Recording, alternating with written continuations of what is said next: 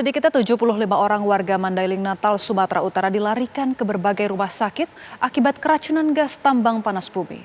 Warga mengeluhkan pusing, mual hingga muntah-muntah. Mobil ambulans maupun mobil umum bergantian mengantarkan pasien keracunan ke Rumah Sakit Umum Panyabungan. Meski ruang instalasi gawat darurat sudah penuh sesak, pasien dengan gejala sama terus berdatangan ke rumah sakit. Warga mengeluhkan pusing, mual bahkan hingga muntah-muntah. Mereka diduga mengalami keracunan gas tambang panas bumi. Warga yang dilarikan ke rumah sakit ini merupakan warga Desa Sibanggor Julu dan Sibanggor Tonga, Kecamatan Puncak Sorik Merapi, Kabupaten Mandailing Natal. Menurut Bupati Mandailing Natal, warga yang keracunan diduga akibat gas panas bumi sudah sekian kali terjadi.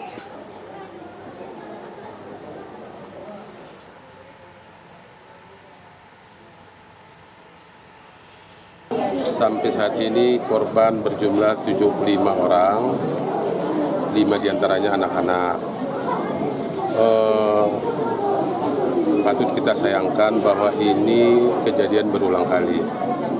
Dan perlu kita ketahui bahwa pihak EBTKE ketika melakukan uji sumur P01 sebenarnya berada di lokasi.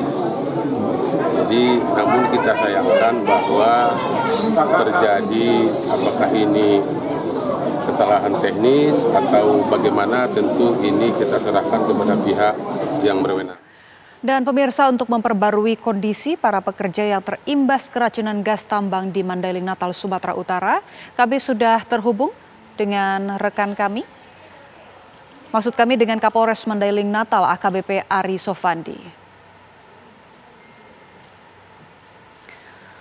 Halo, selamat pagi Pak Ari.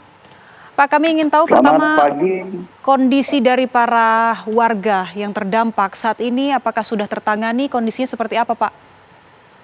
Ya, Assalamualaikum, selamat pagi Mbak Anggia. Bisa kami laporkan, tadi malam saya beserta Bapak Bupati langsung mengecek langsung kondisi korban. Itu ada di luar lokasi rumah sakit. Yang pertama Rumah Sakit Umum Daerah Panyabungan dan juga Rumah Sakit Permata Madinah. Sementara untuk jumlah korban di Rumah Sakit Umum Daerah Panyabungan kurang lebih 46 orang. Dan di Rumah Sakit Permata Madinah ada 55 orang tadi malam, informasi terakhir. Jadi total jumlahnya ada 101 korban. Sementara untuk kondisi terakhir sampai dengan tadi pagi, kondisi korban masih dalam keadaan sehat dan stabil, langsung disampaikan oleh dokter yang pada saat itu bertanggung jawab atas kondisi korban yang berjumlah 101 korban. Sementara itu, Mbak. Baik, Pak, yang kami ingin tahu juga apakah ini dampak yang warga alami ini apakah memang baru saja atau sudah selama beberapa hari sebelumnya, kemudian puncaknya kemarin? Kalau untuk yang kejadian hari ini, kemarin sore itu, untuk masyarakat yang mengalami mal-mal ataupun yang diinfokan keracunan, baru hari itu yang dilaporkan. Karena berkaitan dengan aktivasi sumur V01 yang dilaksanakan oleh PT SMGP. Gitu, Mbak. Baik, ini kan kalau menurut pemerintah daerah Pak, bukan masalah yang pertama kali terjadi, artinya sudah berulang juga. Sebenarnya pokok penyebabnya dari mana Pak?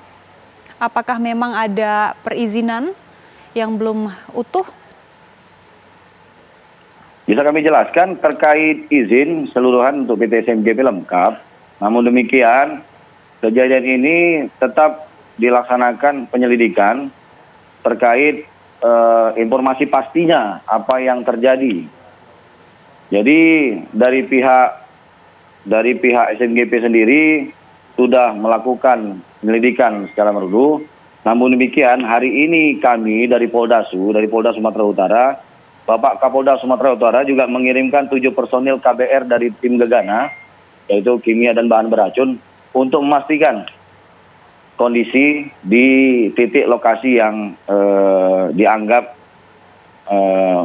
terjadinya kebocoran H2S. Mungkin begitu, Mbak. Baik, sejauh ini apakah sudah ada pihak dari perusahaan tambang tersebut yang dimintai keterangan oleh pihak kepolisian, Pak?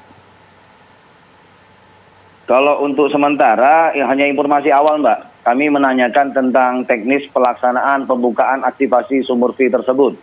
Jadi kami hanya mendapatkan hasil keterangan langsung dari pimpinan ke kepala tekniknya, yaitu Bapak Ali Zahid, untuk menjelaskan pelaksanaan teknik aktivasi sumur V tersebut. Mulai dari titik awal penginformasian kepada masyarakat, yaitu diawali pada tanggal 16 Februari, yaitu surat sosialisasi akan diaktifkannya sumur V. Kemudian pada tanggal kemarin langsung urutan aktivasi tersebut sudah disampaikan. Namun demikian, terkait kebocoran kami harus bekerja sama dengan tim laboratorium ataupun tim KBR Gegana yang mengetahui secara pasti untuk apa penyebab pastinya, Mbak. Sementara itu. Baik, tapi yang bisa dipastikan bahwa untuk hari ini kegiatan operasional dari aktivasi sumur tersebut dihentikan sementara, begitu Pak? Bukan hari ini saja, Mbak. Mulai dari kejadian kemarin pada pukul 19 langsung dihentikan. Baik.